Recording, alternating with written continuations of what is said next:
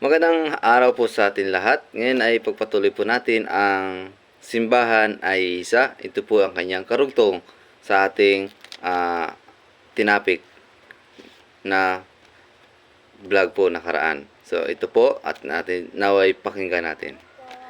Pagkakaisa ng simbahan bilang isang gampanin, isang malalim na ugat ng iskandalo sa harap ng daigdig ang pagkahati-hati ng mga Kristiyano. Ang mga opisyal na pagtiwalag sa pagkakaisa ng simbahan ay mga sumusunod. Erehiya, ang matigas na pagtanggi o pagdududa ng isang binyagan sa isang katotohanang kailangang paniwalaan dahil sa pandiyos at katolikong pananampalataya. Pangalawa, apostasiya, ang lubos ng pagtatakwil sa Kristiyanong pananampalataya. At pangatlo, iskismo, ang pagtangging pailalim sa Santo Papa o paglayo sa pagkikipag-isa sa mga kaanib ng simbahang sumasakop sa kanya. Ngunit higit na malapit sa maraming Pilipinong Katoliko ang mga pag-araw-araw na balakid pagkakaisa na siyang nilalaman ng babala ni San Pablo sa mga taga-Galacia.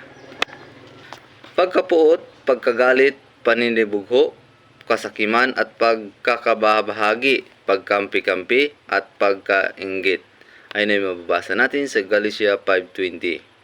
Hinahadlangan ng mga ito ang tunay na pagkikipag-isa ng mga Katoliko at gayon din ang lehitimong ekonomikong pakikipag-ugnayan sa mga sa tapat na di-Katolikong Pilipinong Kristiyano. Ang binyagang pansin ng ekonomismo ay ang pagbabalik at pagkakaisa ng mga simbahang Kristiyano. Kinilala ng Vatikano II ang mga di-Katolikong Kristiyano sapagkat sa pamamagitan ng binyag, ang lahat ng pinagwalang sala sa pananampalataya ay nagiging bahagi ni Kristo.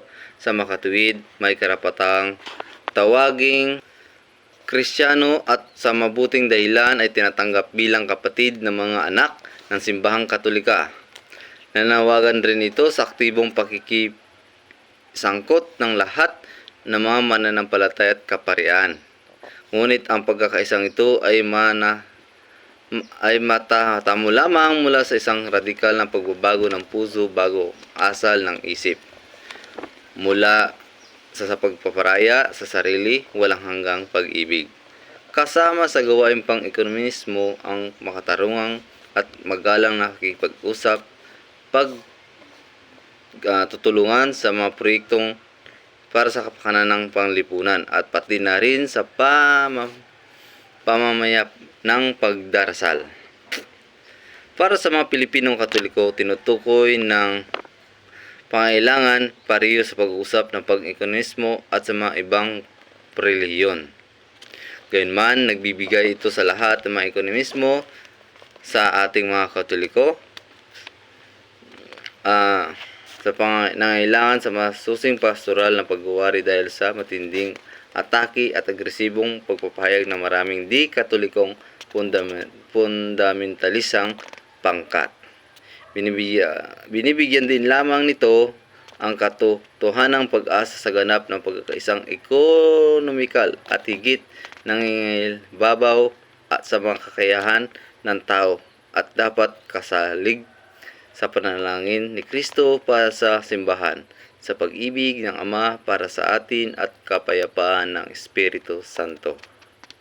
Yan nga po ang karugtong ng ating topic. Ang simbahan po ay banal at ang simbahan natin ay iisa.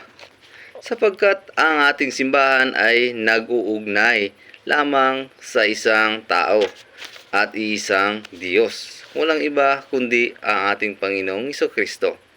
Kaya mga kapatid, naway maintindihan natin ang layunin ng ating pananampalataya ay para po mabuksan ang ating isip na tanggapin natin na si Kristo ang ating tunay na tagapagligtas. Kaya po sana po naway maunawaan nyo. Magandang araw.